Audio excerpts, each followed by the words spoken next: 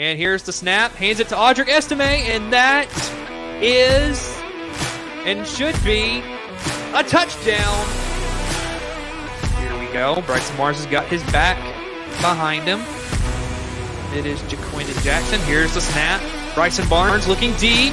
He's got a man. It's caught! He's gone! Touchdown early!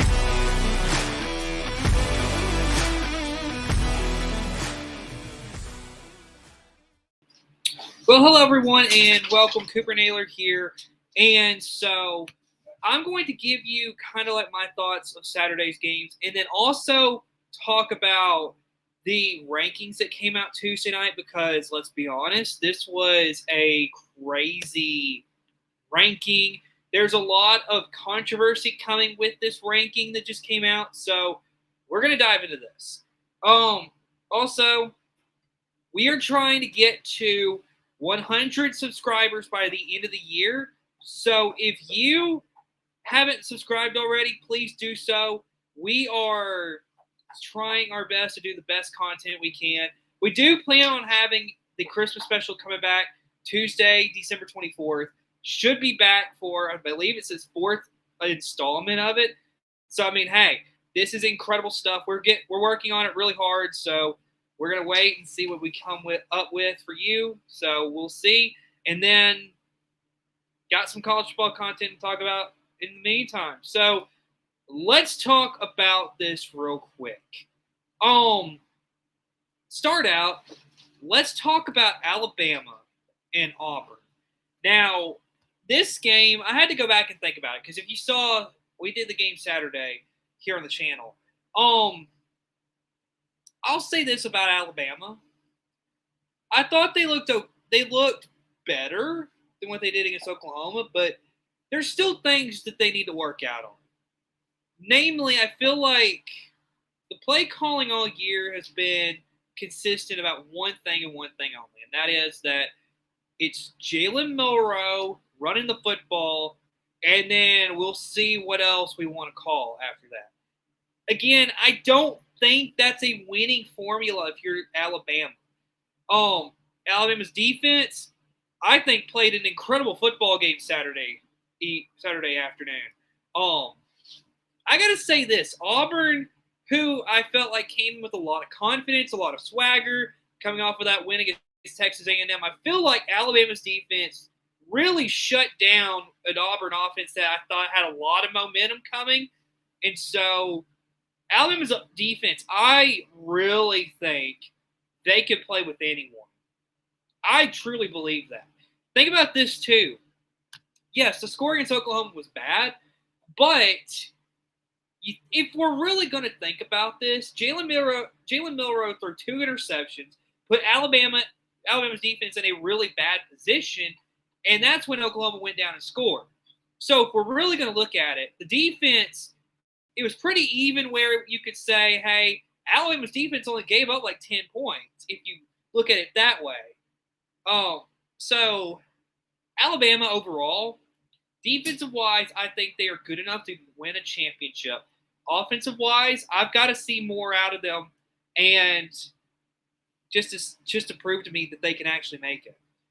So Alabama beats Auburn in what was, I don't think it's their, by any means, I don't think it was their best performance. Like, I think everybody agrees it was not their best performance against Auburn, but it was good enough to get the win. That's the important thing. Alabama won the football game. So, other games that were played Saturday, Ohio State shocked by Michigan. And let me say this. Ryan Day, it's really hard to sit here and say that, I mean, it would be easy to sit here and say he needs to be fired, but that's not what I'm going to do here. And also, I got something else I got to say, but let me talk about my assessment of the game, and then we'll get into my next comments. That is that Ryan Day, I don't think he's capable of winning the big game. Now, does that mean he's a bad coach? I don't think so. I think the guy's a really good football coach. But he's unable to win the big game. He's lost to Michigan 4 years in a row. And keep in mind, the last time they beat Michigan was the 2020 season, the COVID season, as we like to call it. And quite frankly, it was just a disaster of a year in college football that turned out Alabama would dominate everybody they played and win the national championship. So if we're going to think about this, Ohio State's offense didn't do enough. Ohio State's defense, on the other hand, I feel like it's just like Alabama. The defense is good enough. They can go win a national championship. But what is your offense going to do? Will Howard, I believe, threw a couple of interceptions in this ball game. Michigan's offense didn't look incredible. But also, keep in mind that this game, whoever runs the ball better most of the time wins this football game between Ohio State and Michigan in the game. Michigan ran the ball for about 100 more yards than what Ohio State did. They won the game. So, overall, you got to give credit where credit's due. Michigan won the football game 4 years in a row, beating the Ohio State Buckeyes. And when is Ryan Day going to be able to win a big game? When? I'm not going to sit here and say that Penn State and Indiana weren't big wins, but at the same time, in Big Ten play, other than Michigan, you've lost like one game in the Big Ten.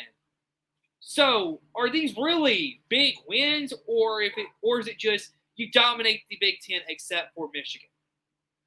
I want your comments down below about that.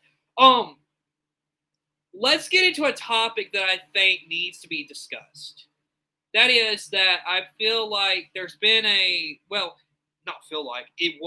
there was a lot of teams trying to plant their flag at midfield on these college football teams' home field. For instance, Michigan players tried to plant the Michigan flag on midfield at Ohio State. What do I feel about this?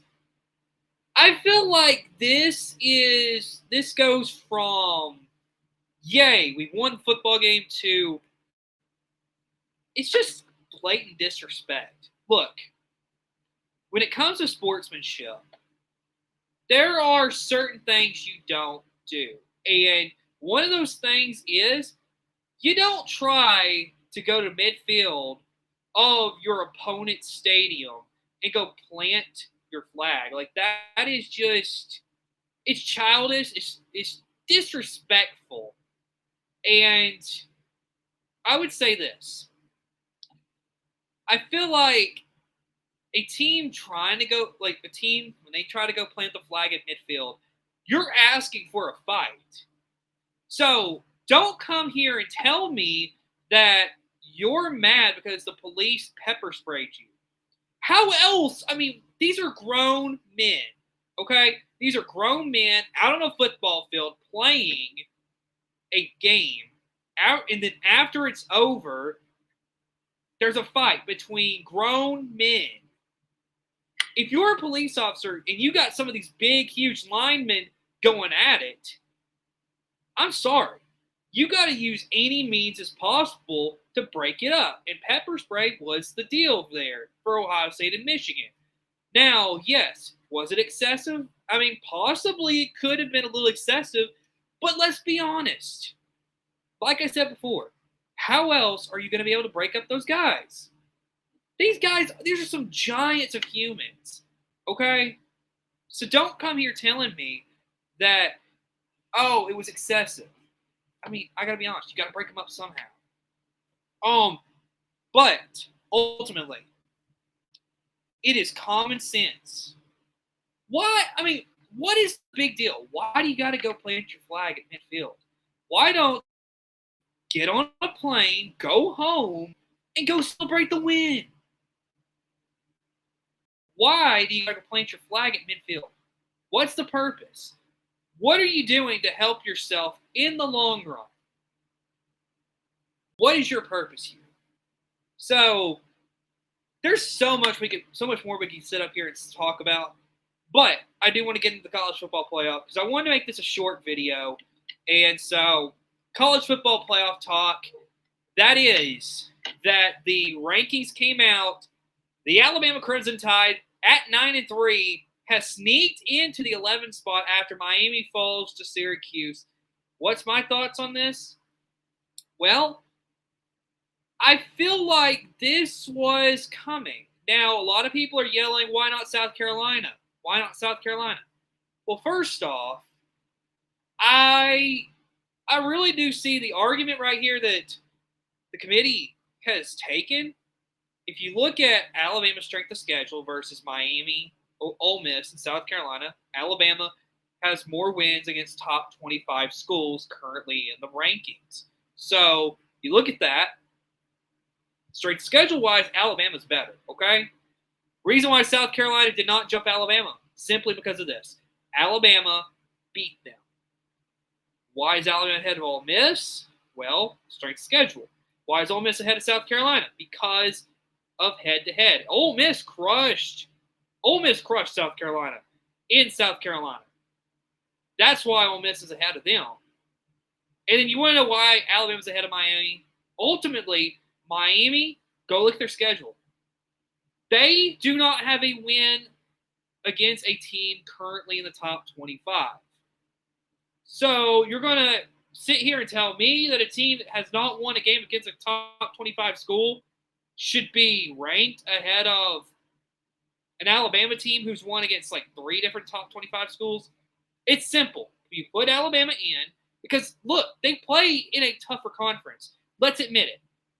The SEC and the Big Ten, football is different than the ACC, the Big 12. There's a reason why the Big 12 is only going to get 1 school in. There's a reason why the ACC is only going to get 1 school in. Also, keep in mind that chairman of the committee, the CFP committee, Ward Manuel, he said the other night that there is only the teams that do not play Saturday are set. They're not moving. Meaning that, in most likelihood, Alabama's going to the college football playoff. No matter what anybody thinks, says, or does, it's set. Alabama's in. And you know who they're most likely going to be playing? They're going to go to South Bend, Indiana, to face the Notre Dame Fighting Irish in what could be, well, most likely will be a huge ratings boost for ABC in that primetime spot. I mean, can we lie? Why wouldn't you put Alabama Notre Dame in primetime? Primetime Saturday night right before Christmas. I mean, it makes too much sense for you to do it. And right now, predicted matchups, like I said, you have Alabama Notre Dame in the 6-11 matchup. In the 5-12, you have Penn State against Arizona State. In the 8-9 game, it is Ohio State hosting Tennessee. In the 7-10 matchup, Georgia hosts Indiana. Now, things could certainly change from right now to what we see Sunday. Things could drastically change in the landscape of college football. But, ultimately, I think Bama's in, by the way that they're doing it. I think that pretty much, I think the teams that are within the top 10 that are playing for the conference championship games, I feel like as far as SEC is concerned, if let's say Georgia wins the SEC title game, Georgia will probably go to 2, and then Texas being that 7th seed. As far as Oregon and Penn State wins, Penn State goes to 1, and I think Oregon goes down to 5. I think that's just how they're going to do it. They're just basically going to flip-flop where the teams are seated. But the big question I think a lot of people are going to have, what happens to the Georgia Bulldogs if they lose to Texas in the SEC championship game? I think that's a really interesting thing to think about because I don't think they move out of the playoff. I think they're going to keep them in because you got to look at their body of work and look at everything they've done. I think they said they have like the 3rd toughest schedule in college football this season. So if you're going to look at that, possibly moves down to 11 if you think about it, because Bama would have a head-to-head against Georgia. So potentially Alabama would be ranked higher than Georgia at the end of it all, Bama would possibly be in that 10 spot. I mean, this is setting up to be a really crazy playoff. And one last thing before I go. If you look at the way it's projected right now, if you are in the 5 seed, you are in a comfortable position for where you want to be right now. Because Penn State, they got to take on Arizona State in a projected matchup. Then they would play Boise State. You're almost guaranteeing Penn State to go to the semifinals unless something happens where Penn State loses, which I don't see a world where that happens.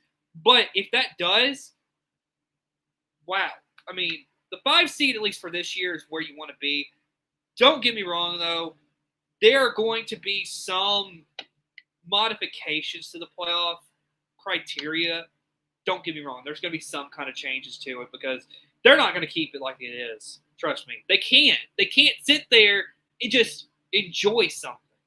Even though I'm not for this 12-team playoff, they're going to keep it, and they're going to do something crazy with it anyway. But that's all I got to say here for today. Just want to thank y'all for watching, and we'll see you again later. See you later, everybody.